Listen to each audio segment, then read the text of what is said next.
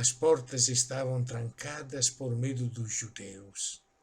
Quem estava com medo com as portas trancadas eram as comunidades de João. Os rumores da perseguição estavam chegando perto.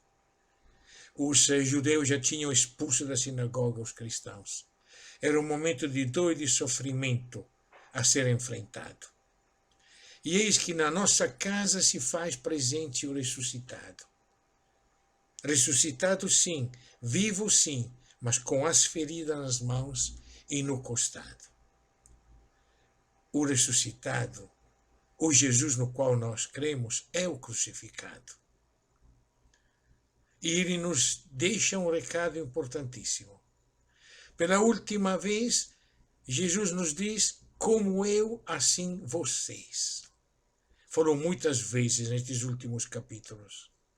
E aqui é muito claro, como o Pai me enviou, também eu envio vocês. E soprando sobre eles, disse, recebam o Espírito Santo. É o sopro da nova criação, é o sopro da nova vida. É o sopro da presença de um Deus que nunca se deixou vencer pela morte. E que nos dá essa mesma missão. Como o Pai enviou Jesus, Jesus envia a nós para quê? Para vencer o pecado. Para vencer a morte. Aqueles dos quais deixareis cair os pecados, ficarão caídos. Aqueles dos quais vocês vencerem, serão vencidos. A nossa atitude diante do pecado é dupla. A primeira é aquilo que é o pecado entre nós. Aquilo que nos divide. Tem que deixar cair. Tem que largar. Não podemos nos dar ao luxo de permitir que nada divida a nossa fraternidade. Agora, tem pecados que precisamos vencer e derrotar. Tem pecados que são as forças da morte, pela qual o Espírito Santo nos envia desde aquele dia em que Javé nos disse, eu te envio ao faraó, deixa o meu povo livre. O Espírito de Javé está sobre mim e me enviou a anunciar a boa nova aos pobres, a libertar os prisioneiros, a libertar os oprimidos. Então tem dois pecados diante dos quais nós temos que nos confrontar. O pecado que divide a comunidade, esse tem que ser largado. Não é importante. O perdão é justamente a reconstrução da fraternidade. Mas tem pecados que precisa dominar, que precisa vencer, que precisa enfrentar. E por isso temos as mãos feridas, temos o peito ferido como Jesus. É para isso que o Espírito Santo nos envia. E neste dia de Pentecostes nós lembramos justamente que na grande festa judaica, onde se celebrava o dom da lei de Deus ao seu povo, na realidade o que acontece é a presença do Espírito que faz essas duas coisas. Primeiro, nos une a nós todos. 120, não só os 12. 120, estamos todos nós dentro. Apóstolos, irmãos, mulheres, Maria, todos unânimes, recebemos o mesmo Espírito. E vence o pecado que começou com Babel.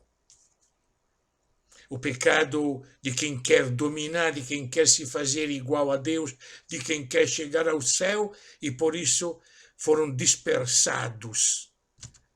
E começaram a falar línguas diferentes e ninguém mais se entendia. Agora não. Agora todos entendem, independentemente da língua, todos os povos, se a gente for analisar de onde vêm esses povos, todos os povos do Império Romano Oriental agora entendem uma coisa só.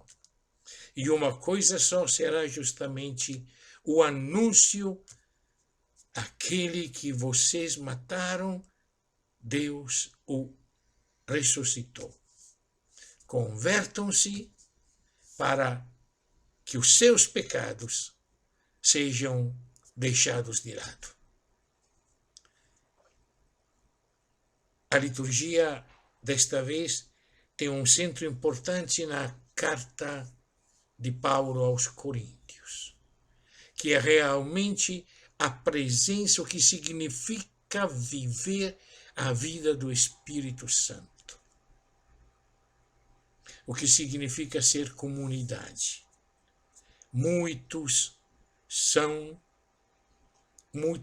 os carismas, muitas são as diaconias. É muito bonito esse termo.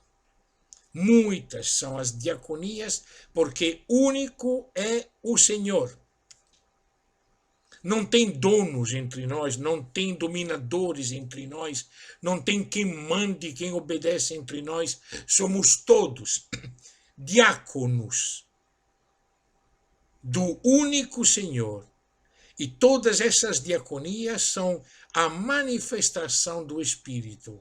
São dados pelo Espírito, são distribuídos pelo Espírito para o bem de todos, para que todos vivam o bem, para que a paz de fato seja uma realidade em nossas comunidades.